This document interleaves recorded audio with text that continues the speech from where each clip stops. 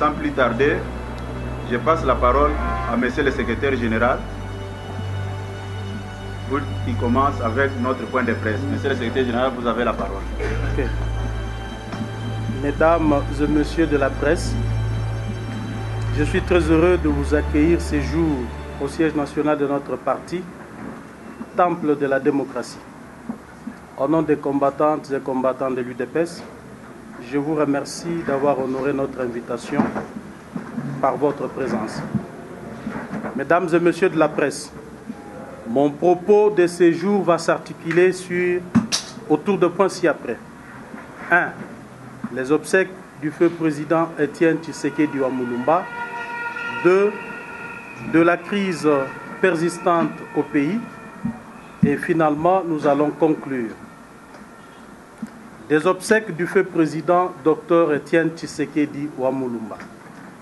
Comme vous le savez, notre président, le Dr Étienne Tshisekedi Wamulumba, est décédé à Bruxelles le 1er février de cette année. Sa dépouille est toujours bloquée en Belgique par l'effet du régime en place qui fait obstruction à toutes les initiatives tendant à son rapatriement. Je tiens à rappeler que dès l'annonce du décès de ce grand personnage, nous avons entrepris plusieurs démarches en vue de lui offrir au pays des obsèques dignes de sa nature. Mais hélas, nos efforts se sont butés à la mauvaise foi, voire au refus du régime de voir le corps de notre feu président revenir sur les sols de ses ancêtres pour y être inhumé. Le dernier obstacle en date a été l'occupation spectaculairement anarchique par la police et l'armée au mois de mai dernier du siège national de l'UDPS, lieu choisi pour l'ensevelissement de notre chef, avec comme conséquence le non-rapatriement de la dépouille du président. Sur initiative du pouvoir, l'UDPS et la famille biologique de l'illustre disparu ont accepté de participer à des réunions censées trouver un consensus autour de l'organisation des obsèques. C'est ainsi que, le 23 mai 2017, les trois partis, UDPS, famille biologique et État congolais, se sont retrouvés au cabinet de M. Emmanuel Ramazani Shadari, vice-premier ministre et ministre de l'Intérieur, et ont convenu ce qui suit. 1. La prise en charge par l'État congolais de tous les frais relatifs à l'organisation des obsèques. 2. La mise en place d'une commission spéciale incluant les trois partis chargés de l'organisation de funérailles et composée de 10 personnes. 3. Le choix du palais du peuple comme lieu d'exposition de la dépouille pour le recueillement ainsi que les hommages officiels et populaires. 4. L'affectation par l'État congolais d'un avion spécial aux fins de ramener la dépouille à Kinshasa. Et 5. La détermination consensuelle du lieu où sera inhumé le corps de l'illustre disparu dans la concession familiale située dans la commune d'Ensele. Tous ces points d'accord ont fait l'objet d'un communiqué conjoint déjà signé par le parti UDPS et la famille biologique du feu président Étienne Tshisekedi. Ces communiqués qui conditionnaient tout début des travaux sur les sites convenus tardent malheureusement à être rendus publics du fait de la mauvaise foi de la partie État congolais qui n'a toujours pas posé sa signature sur les documents. Mesdames et messieurs de la presse, comme d'aucuns peuvent s'en rendre compte, l'UDPS et la famille biologique du président Étienne Tshisekedi ont fait preuve de bonne foi en vue de faciliter le bon déroulement des obsèques du défunt. Curieusement, l'UDPS constate avec indignation que depuis la réalisation du consensus autour des obsèques de notre feu président, le représentant de l'État congolais ne se font plus ni voir ni entendre. Ils ne se tiennent plus de réunions et les délégués de l'État congolais ne répondent plus à nos appels téléphoniques. Au vu de ces comportements, l'UDPS conclut à une volonté délibérée dans les chefs des tenants du pouvoir de ne pas s'impliquer dans les accords ainsi conclus en vue de faciliter le rapatriement de la dépouille et l'ensevelissement du corps de l'illustre disparu sur les sols de ses ancêtres. Parce que le président Étienne Tshisekedi Wamulumba doit être absolument inhumé avec honneur et dignité, non pas à l'étranger, mais au pays, sur les sols de ses ancêtres, l'UDPS et la famille biologique annoncent solennellement qu'elles prennent acte du désistement de l'État congolais dans l'organisation des dites obsèques. Par conséquent, elles décident de rapatrier par leurs propres moyens la dépouille mortelle du président à la date qui sera incessamment communiquée. Cependant, l'UDPS et la famille biologique s'engagent à respecter les compromis trouvés avec l'État congolais sur les palais du peuple comme lieu de l'exposition du corps du président et sur la concession familiale située dans la commune d'Ensélé comme lieu de son inhumation. Ainsi, l'UDPS demande au peuple congolais de se mobiliser comme un seul homme et de s'impliquer dans les démarches visant à offrir à notre héros des obsèques dignes de son rang. De la crise persistante en RDC. Mesdames et messieurs de la presse, la situation politique de notre pays reste tendue à la suite de la non-tenue de l'élection présidentielle en décembre 2016. Cette situation de crise, voulue et entretenue par Joseph Kabila, a cependant un effet néfaste sur l'ensemble de la vie nationale, notamment au plan politique, sécuritaire, socio-économique, des droits et libertés et du processus électoral. Au plan politique, d'aucuns savent que ce n'est pas la volonté délibérée de Joseph Kabila que le scrutin présidentiel n'a pas été organisé conformément à la Constitution. Il s'en est suivi une grave crise de légitimité que les forces politiques et sociales du pays s'étaient engagées à résoudre à travers un dialogue politique sous les bons offices de la CENCO.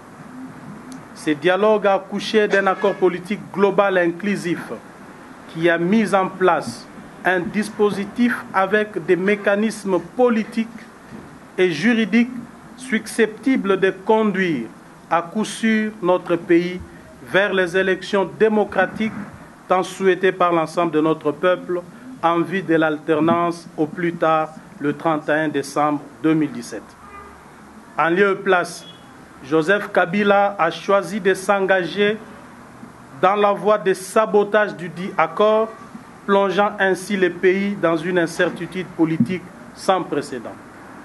Au plan sécuritaire, les évasions massives des prisonniers dans plusieurs milliers carcéraux sur l'ensemble du territoire national traduisent une situation d'insécurité permanente au pays et l'inexistence de l'autorité de l'État. Depuis maintenant plus de 9 mois, il sévit au quotidien dans la partie centrale de notre pays, plus précisément dans l'espace kassaïen, des atrocités caractérisées par des tueries et des massacres à grande échelle de populations civiles. La cause de cette barbarie qui endeuille plusieurs familles congolaises dans le Grand Kasaï est à rechercher dans la soif hégémonique du régime Kabila qui, dans sa quête de se maintenir absolument au pouvoir, tente d'assujettir les chefs traditionnels de notre pays, espérant de ce fait soumettre le peuple sous leur autorité.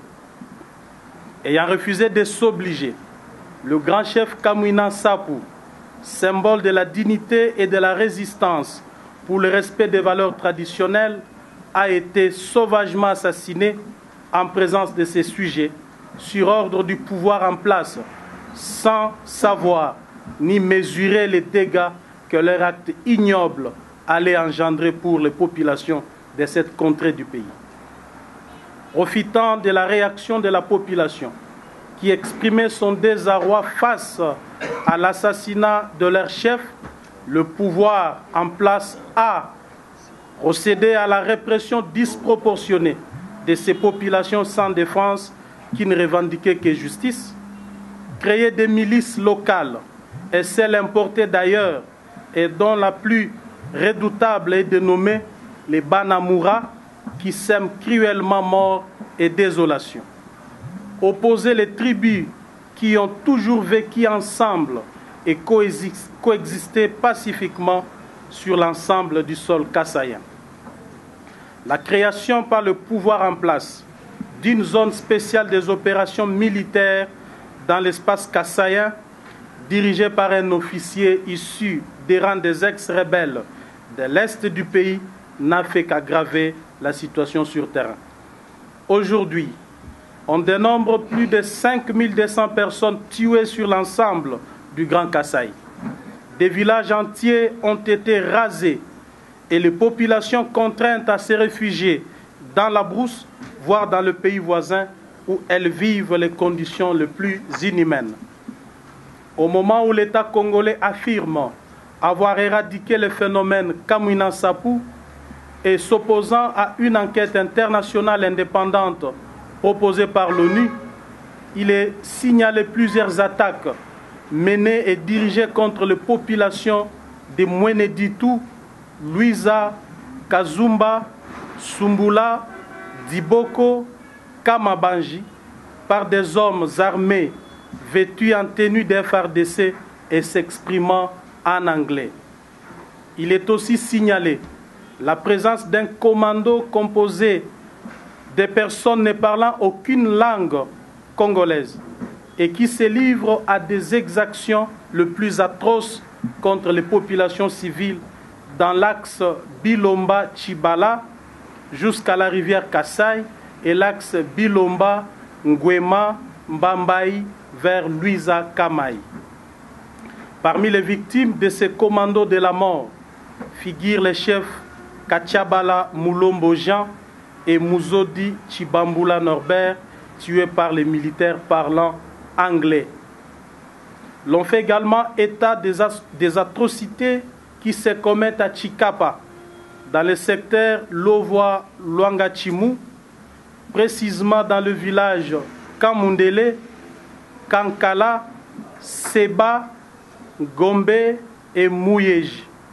Dans le secteur Kitangwa, précisément dans les villages Kimbulungu, Katangameshi, Samba et Njinji. Et enfin, dans le secteur de Kabambaï, précisément dans le village Katoka, Inga, Lukombo et Lukwaya. La récente découverte de 10 fosses communes sur l'axe Chikapa-Sumbula-Diboko comporte comme message troublant la consolidation du doute sur le nombre exact de fosses communes résultant des massacres de populations civiles. Il s'y est de rappeler qu'outre ces 10 nouvelles fosses communes, les Nations Unies avaient déjà documenté sur 42 autres dans l'espace kassaïen. L'existence de ces fosses communes est une preuve irréfutable pour ceux qui en veulent des massacres à grande échelle dans le Grand Kasaï.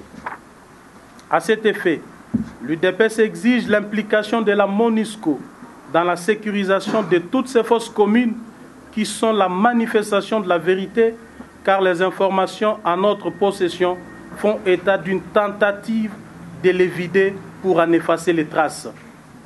Face à l'inertie et à la complicité manifeste du régime qui semble ne pas s'émouvoir devant cette situation désastreuse, la communauté internationale avait pris l'heureuse initiative, du reste saluée par l'UDPS et le peuple congolais, de mettre en place une commission d'enquête internationale indépendante de l'ONU en vue de faire la lumière sur ces graves violations de droits humains.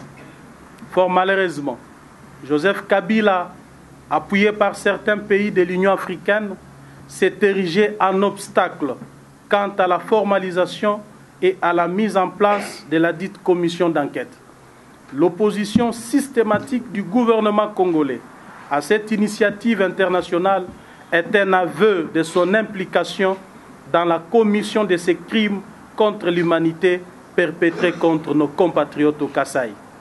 L'UDPS reste sceptique quant aux résultats escomptés à atteindre par une commission d'enquête que pilote un pouvoir qui d'ailleurs est impliqué dans les crimes décriés, le mettant ainsi en position de juge et partie. Pour l'UDPS, une seule commission d'enquête internationale indépendante est à même d'élucider les faits criminels commis dans l'espace kassaïen afin que justice soit rendue aux victimes. L'UDPS constate également avec consternation les tueries qui continuent à sévir avec acuité à Béni. Il n'est pas compréhensible qu'une zone aussi surmilitarisée que ces coins de la République puisse continuellement faire l'objet de tueries et d'assassinats à grande échelle de nos concitoyens sans que le régime en place, qui ne se maintient que par les armes, ne soit capable de ramener la paix et la sécurité pour tous. Au plan des droits et libertés, l'UDPS note une nette restriction de l'espace politique et des libertés fondamentales caractérisée par les arrestations arbitraires, les enlèvements, les brimades, les tortures des opposants politiques et acteurs de la société civile pro-changement. À ce sujet, il s'y de noter que l'UDPS est la plus grande victime de ces pratiques dégradantes et avilissantes. Plus de 500 combattants de notre parti sont actuellement arrêtés, torturés et gardés au secret dans les cachots clandestins de la police, de l'ANER et de la DEMIAP. Ces hommes et femmes membres de l'UDPS, ainsi arbitrairement arrêtés, sont privés de toute visite familiale et de toute assistance des avocats sur ordre de M. Kalev Moutonde, administrateur général de l'ANER, bourreau de tous ceux qui émettent un son de cloche contraire à celui du pouvoir et véritable metteur en scène de tous les faux procès contre les opposants et les militants de la société civile pro-changement.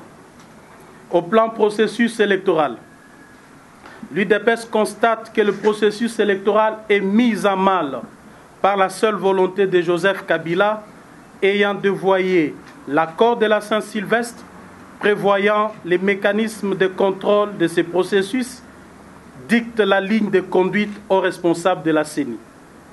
Plutôt que de s'atteler à la tâche lui confiée par la Constitution de la République et l'accord du Centre interdiocésain de Kinshasa, le responsable de la centrale électorale multiplie des embûches pour empêcher la tenue des élections présidentielles et législatives conformément à l'accord du 31 décembre 2016. En fait, la non-publication du calendrier global des élections ainsi que de la cartographie des bureaux d'enrôlement des électeurs constituent des signaux forts qui mettent en exergue le manœuvre orchestré par M. Nanga pour envoyer les élections au calendrier grec. Répondant aux injonctions du pouvoir, M. Nanga avoue à qui veut l'entendre qu'il est impossible d'organiser les élections avant le 31 décembre 2017, se faisant ainsi la caisse de résonance du régime en place. L'enthousiasme de la population à se faire enrôler massivement est tout de suite découragé par la mauvaise organisation de la CENI qui, non seulement a engagé un personnel manifestement non recyclé, mais aussi ne met pas à la disposition de ces derniers d'intrants suffisants pour satisfaire à la demande des populations sollicitant l'inscription. Plusieurs autres méfaits sont à relever, notamment le laxisme de la CENI qui ne respecte pas ses propres délais impartis aux opérations d'enrôlement, le monnayage de l'accès au bureau d'enrôlement, les manques de carburant pour alimenter les groupes électrogènes, l'enrôlement des mineurs de moins de 16 ans, l'existence des centres spécialisés dans l'enrôlement des militaires et des étrangers. Présentement, Kinshasa, comme au Grand Kasaï, tout est mis en œuvre pour retarder l'inscription des électeurs. Les bureaux d'enregistrement ne sont pas encore ouverts dans plusieurs centres prévus. L'UDPS considère que c'est donc à dessein que les opérations d'enrôlement s'enlissent et que cette façon d'agir est de nature à faire revivre au pays la situation déplorable de 2016 avec comme conséquence le maintien de Joseph Kabila au pouvoir après décembre 2017. Au plan socio-économique, mesdames et messieurs de la presse, l'UDPS déplore la destruction sans cesse croissante de notre tissu économique caractérisé par la descente aux enfers du franc congolais, notre monnaie locale qui se déprécie quotidiennement face aux devises étrangères. La dégradation de notre monnaie nationale n'est pas sans conséquence sur le panier de la ménagère qui a perdu plus de 60% de son pouvoir d'achat en l'espace de 6 mois seulement.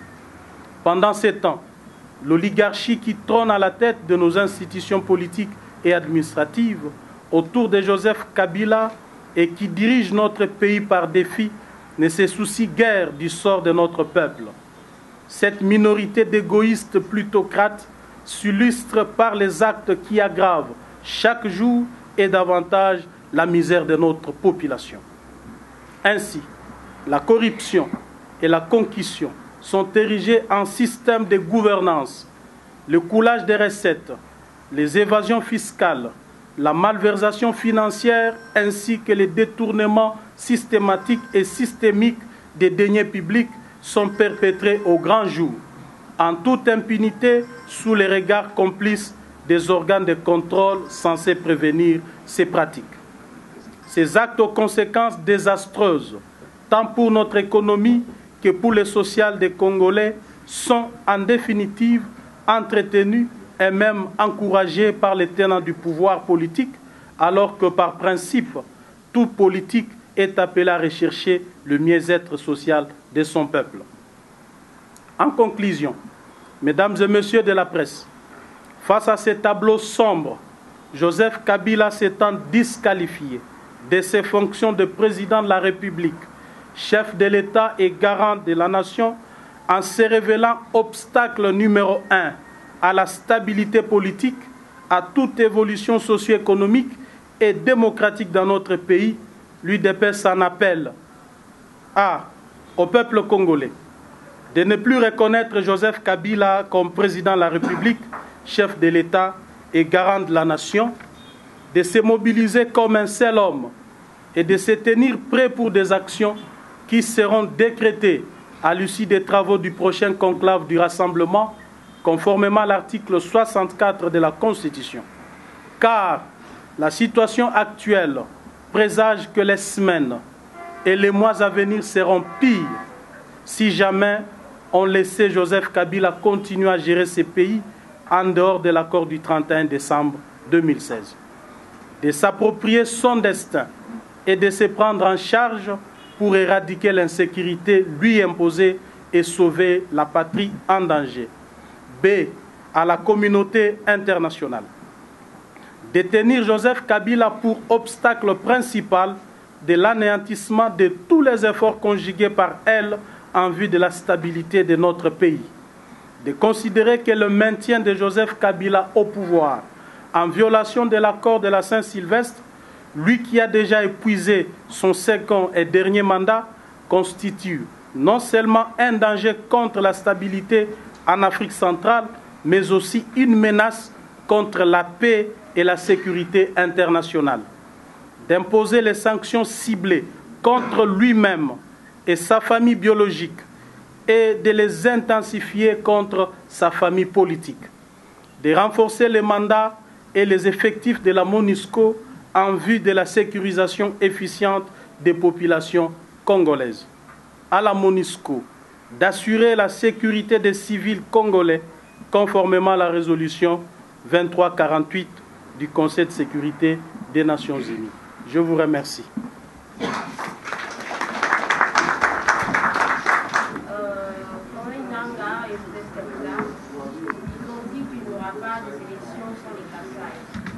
N'est-il pas un piège à 6 mois avant décembre?